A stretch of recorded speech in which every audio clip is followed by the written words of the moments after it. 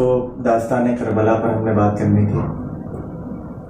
مطلب یہ ایک اپنی ذات میں ایک منفرد قسم کا واقعہ ہے. کبھی بھی ایسا نہیں ہوا انسانیت کی تاریخ میں کہ اس نبی کے وفات کے 50 سال ہی گزرے ہوں اور اس قسم کے واقعات رونما ہوئے ہوں اور اس حد تک گئے ہوں کہ اس نبی کی ساری نسل کو جو ہے وہ شہید کر دی گئی ہو. تو ایک بہت ہی زیادہ کرب اور بلا والا یہ جو ہے داستان ہے. ہوا یہ کہ چونکہ خلافت راشدہ کے 30 سال مکمل ہو چکے، حضرت ابوبکر، حضرت عمر، حضرت عثمان، حضرت علی کا دور جا چکا. پھر حضرت حسن کا دور، چونکہ رسول اللہ صلی اللہ علیہ وسلم نے پیشن گوئی کی تھی کہ میری وفات کے 30 سال بعد تک خلافت راشدہ قائم رہے گی اور اس کے بعد جو ہے وہ ملوکیت آ جائے گی. تو حضرت حسن کا دور بھی اس میں شامل ہوتا ہے. 30 سال حضرت حسن کے دور تک مکمل ہوتے ہیں رسول اللہ صلی اللہ علیہ وسلم کی وفات کے. تو حضرت حسن کے دور کے بعد حضرت معاویہ رضی اللہ تعالیٰ عنہ کی دور حکومت آئی. اور وہ دور چونکہ اس دور کے اندر سامنے کوئی مخالف تھا نہیں، اپوزیشن کوئی تھی نہیں، تو بڑا سکون کا دور بھی تھا اور بڑی فتوحات کا دور بھی تھا اور مسلمانوں کو بہت زیادہ فتوحات بھی ہوئی. حضرت کی دور حکومت کے تقریباً 10 سال مکمل ہوئے. اس وقت حضرت مغیرہ رضی اللہ تعالیٰ عنہ نے ان کو ایک مشورہ دیا اور وہ مشورہ چونکہ اس کے جو اثرات تھے وہ بہت زیادہ برے امت پر پڑے اور اس سے نقصان بہت زیادہ امت کو ہوا. وہ مشورہ یہ تھا کہ چونکہ اب کبائر جو ہیں صحابہ وہ موجود نہیں ہیں، کبار صحابہ موجود نہیں ہیں، جو بڑے بڑے صحابہ ہیں وہ موجود نہیں ہیں ابھی، تو آپ اپنے زندگی کے اندر ہی اپنے بیٹے یزید کو ولی عہد نامزد کر دیں خلافت کے لیے. تو حضرت امیر معاویہ کے سامنے تو ساری مطلب صورتحال موجود تھی. ایکچولی سین دیکھیں نا، حالات ایسے تھے، ان کے پاس گراؤنڈ ریئلٹی ایسی تھی. چونکہ ایک تقریباً 5-6 سال کی جو جنگ مسلمانوں کے درمیان آپس میں ہوئی تھی، اس میں تقریباً 90 سے 1 لاکھ کے قریب مسلمان شہید ہوئے تھے اور اس میں بڑے بڑے صحابہ بھی بہت بڑا سانحہ، دونوں طرف مسلمان آپس میں جنگ لڑے، بہت نقصان ہوا امت کو. تو یہ ان کی نظر میں یہ ساری چیزیں بھی تھیں، تو انہوں نے یہ بہتر سمجھا کہ یہ بات صحیح کہہ رہے ہیں کہ بھائی میرے بعد جو ہے وہ میں اپنے بیٹے کو خلیفہ نامزد کر دوں. اور یا یہ بھی ہو سکتی ہے کہ بھائی بیٹے کی محبت بھی تھی اور کوئی بھی خلیفہ نامزد کیا جا سکتا تھا. اس وجہ سے بھی واللہ عالم کیا تھا کس وجہ سے، لیکن اس وجہ سے امت کو نقصان بہت ہوا. چونکہ جو طریقہ کار رسول اللہ صلی اللہ علیہ وسلم کی دور سے اور اس کے بعد پھر سیدنا ابوبکر صدیق، پھر سیدنا عمر، پھر حضرت عثمان، پھر حضرت علی، اس دور میں چلتا ہوا آ رہا تھا خلفائے راشدین کے دور میں، وہ طریقہ کار ختم ہو چکا تھا. مشورے کا طریقہ، یعنی امت کا جو بھی کام ہونا تھا، منصب خلافت ہونی تھی یا دیگر جو چیزیں ہونی تھی وہ مشاورت سے ہوتی تھی.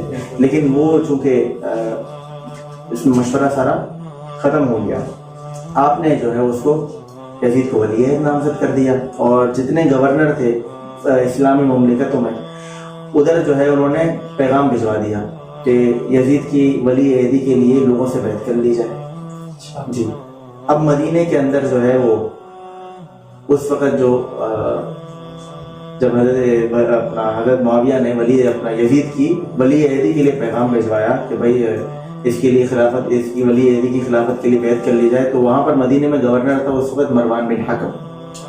اس نے بیٹھ کر منبر پر یزید کی جو ہے وہ تعریفیں کرنا شروع کر دی.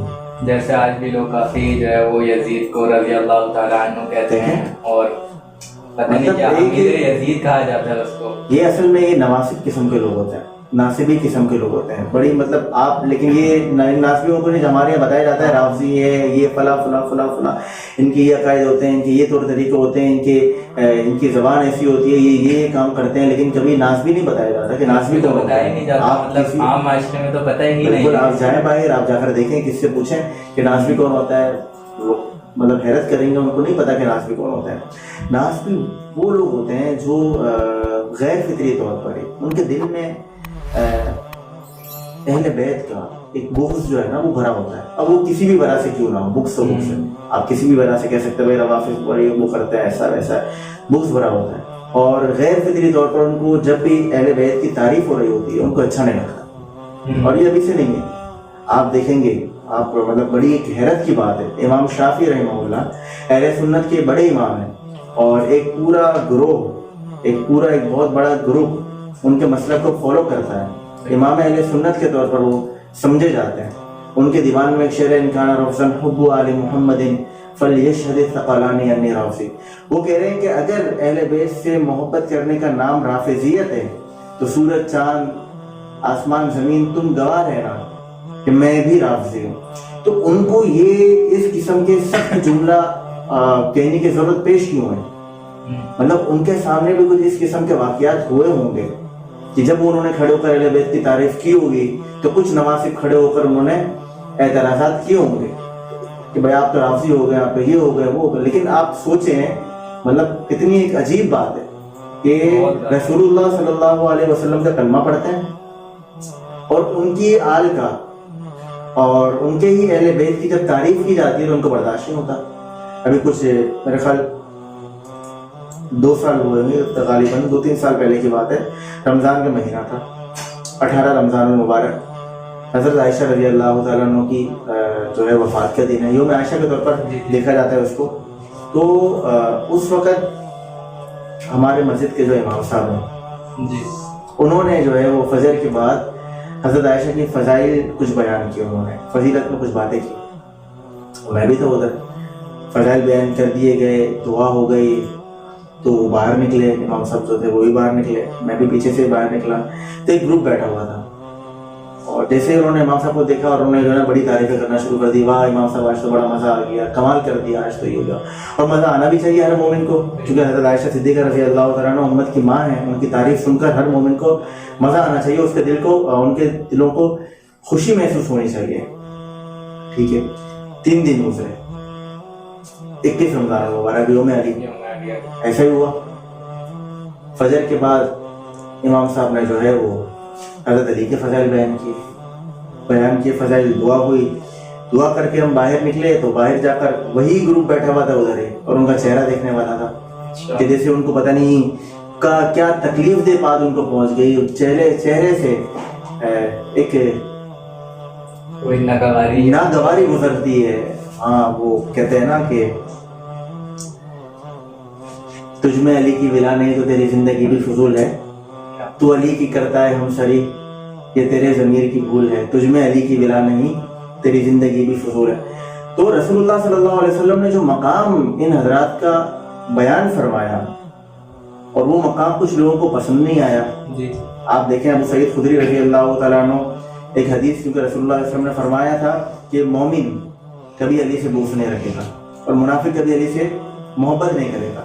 تو ابو سعید خدری رضی اللہ عنہ فرماتے ہیں کہ جب ہمیں دیکھنا ہوتا ہے نا کہ کوئی مومن ہے کون منافق ہے, تو ہم دیکھتے ہیں کہ اگر علی کی محبت اس میں موجود ہے تو وہ مومن ہوگا, اور علی کا بغض اگر اس کے اندر موجود ہے تو وہ منافق ہوگا. تو ایسے بہت سارے لوگ, اور یہ تو رسول اللہ صلی اللہ علیہ وسلم نے فرمایا نا کہ میرے اہل بیت سے آپ محبت کرو میری محبت کی وجہ سے. اللہ کے رسول کے خاندان ہے. دیکھیں دوست یار, متعلقین, جاننے والے, ان سب کے اپنے مقام اپنی جگہ پر ہوتا ہے, لیکن گھر والوں کے برابر تو نہیں ہوتے. بھائی میرا بچہ ہے یا میری بیوی ہے یا میرا بھائی ہے یا میرا رشتہ دار ہے, میں مطلب فوقیت ہر چیز میں ان کو زیادہ دوں گا. بھائی ہر انسان کی فطری چیز ہے, انسان کے دل میں ان سے زیادہ محبت ہوتی ہے. اب اللہ کے رسول نے ان کے لیے جو مقام مختص کر دیا ہے, اگر آپ کو وہ مقام نہیں پسند آ رہا آپ جائیں, جہاں پر آپ کو دل کرے وہاں جا کر آپ سر پیٹیں, لیکن اس سے کوئی فائدہ تو نہیں ہونا, کیونکہ مقام تو رسول اللہ صلی اللہ علیہ وسلم نے بنایا. تو یہ نواسب اس قسم کے لوگ ہوتے ہیں جو رسول اللہ صلی اللہ علیہ وسلم کے خاندان سے بغض رکھتے ہیں غیر فطری طور پر. پتہ نہیں کیوں رکھتے ہیں, ان کو پتہ, اچھا بیچاروں کو پتہ بھی نہیں ہوتا, مطلب ایک عجیب سی ان کے دل کے اندر پیدا ہو جاتی ہے بات کہ یار اب باتیں بھی سے کتنی کیوں نہ ہو, مطلب دلائل کیوں نہ کہ اصل میں یہ ہوتا ہے, ایسا ہوتا ہے, ویسا ہوتا ہے, بات ساری فضول ہے. رسول اللہ صلی اللہ علیہ وسلم نے اپنے خاندان کا ایک لیول, ایک پروسپیرٹی بیان کر دی ہے, اور آپ کا کام اس کو تسلیم کرنا, کیونکہ آپ نبی کے کلمہ پڑھنے والے ہیں. اور اگر آپ اس نبی کی بات کو تسلیم نہیں کرتے تو آپ کی مرضی ہے, آپ کا جو کر رہا ہے آپ کریں, لیکن آپ اس نبی کے دین پر تو نہیں ہیں. آپ تو اپنے خود ساختہ پسند پر آپ تو قائم ہیں, جو میرا دل چاہ رہا ہے مطلب میں کیوں نہ, آپ دیکھیں اتنی عجیب بات ہے, اتنی عجیب بات ہے کہ ہم دیگر صحابہ کرام رضوان اللہ تعالی علیہم اجمعین ان کی تعریف کو جب بیان کرتے ہیں بڑے کھول کے بیان کرتے ہیں, لیکن جب باری حضرت علی کی آتی ہے, دیگر اہل بیت کی آتی ہے, آپ یقین جانیں چونکہ آج سے چند سال پہلے جب میرے مطالعے میں اتنی کتابیں نہ ہوا کرتی تھیں, مجھے نہیں پتا تھا, لیکن جب میرے مطالعے میں کتابیں, ہماری کتابیں مطلب حدیث کی مشہور کتابیں جب وہ مطالعے میں آئیں, اور جب میں اس درجے تک مطلب اس لیول تک پہنچا, اس کلاس میں پہنچا, جب ہمیں پڑھنے کا موقع ملا, تو میں بڑا حیران ہوا کہ حضرت ابو بکر صدیق یا حضرت عمر یا حضرت عثمان یا دیگر صحابہ کرام ان کے جو فضائل ہمیں بیان کیے جاتے ہیں وہ سارے موجود ہیں, لیکن حضرت علی کے جو فضائل موجود ہیں وہ بیان بھی نہیں کیے جاتے. یہی مسئلہ بہت بڑا ہے. مطلب ایک اللہ بس ہم سب کی حفاظت فرمائے, یہ جو کہتے ہیں یزید امیر, یزید فلاں فلاں فلاں, یہ اس قسم کے لوگ ہی ہوتے ہیں. اور بہت سارے لوگ وہ جو حدیث ہے قسطنطنیہ والی کہ جو بھی اس میں جو ہے وہ شرکت کرے گا وہ مغفور لہم ہے, یعنی اللہ نے اس کی جو ہے وہ مغفرت فرما دی ہے. جو بھی پہلا لشکر قسطنطنیہ کے اندر جہاد کی غرض سے جائے گا اللہ نے اس کی مغفرت فرما دی ہے. تو یہ کچھ بعض لوگ اس کے دو جواب ہیں. یہ لوگ جو یزید کو امیر کہتے ہیں یا رضی اللہ عنہ کہتے ہیں, واللہ اعلم, بہت ساری چیزیں مطلب ایک یزید کا جو ہے وہ تقابل کرتے ہیں حسین سے, مطلب اللہ جو ہے سب کو ہدایت فرمائے. تو سب سے پہلی بات یہ کہ قسطنطنیہ کے اندر جو پہلا لشکر جائے گا حدیث کے جو الفاظ ہیں اس کے لیے مفرد کا بات ہے, اس کے میں آپ کو مفہوم پیش کر رہا ہوں, بخاری کی حدیث ہے. تو یہ یزید کی جو ہے وہ برات جو ہے اسے ثابت کرتے ہیں, دیکھو رسول اللہ صلی اللہ علیہ وسلم نے ہی فرمایا تھا. اس کے دو جواب ہیں.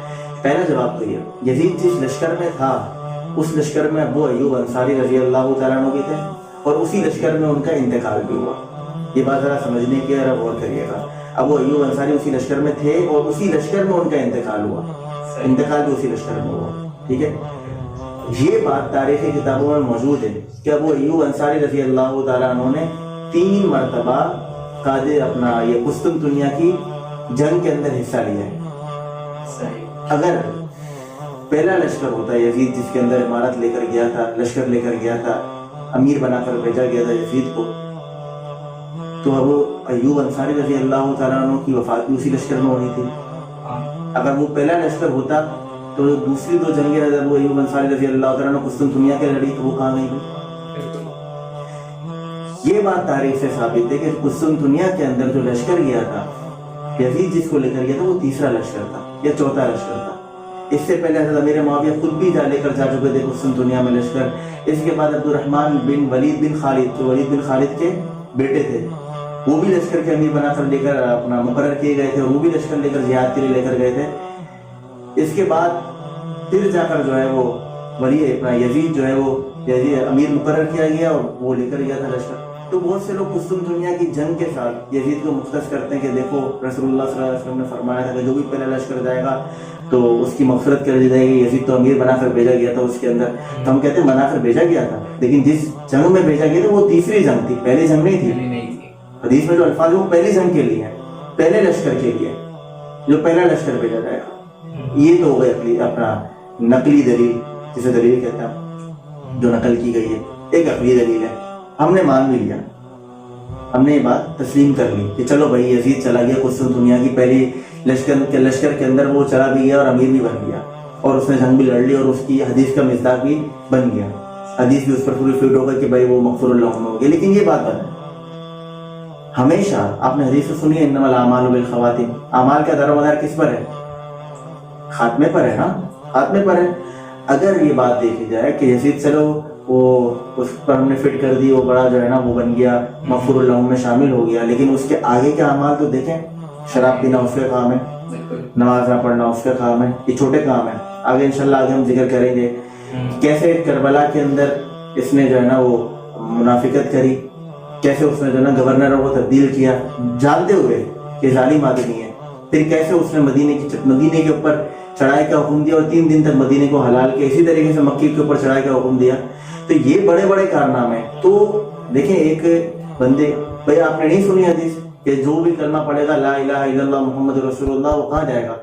جنت میں جائے گا. لیکن ایک بندے نے کلمہ پڑھ لیا لا الہ الا اللہ محمد رسول اللہ, اس کے لیے اللہ کے رسول نے بشارت بھی دے دی کہ جنت میں جائے گا, لیکن اگر وہ مرتد ہو گیا بعد میں پھر بھی جنت جائے گا. اگر اس نے کفر قبول کر لیا پھر بھی جنت میں جائے گا, کبھی بھی نہیں. تو وعدہ جو ہے وہ انسان کے خاتمے پر ہے. آپ نے دیکھا ہوگا, اب دیکھیں مجھے ایک بات بتائیں, رسول اللہ صلی اللہ علیہ وسلم کا دور, ان میں اگر کسی نے اسلام قبول کر لیا ہو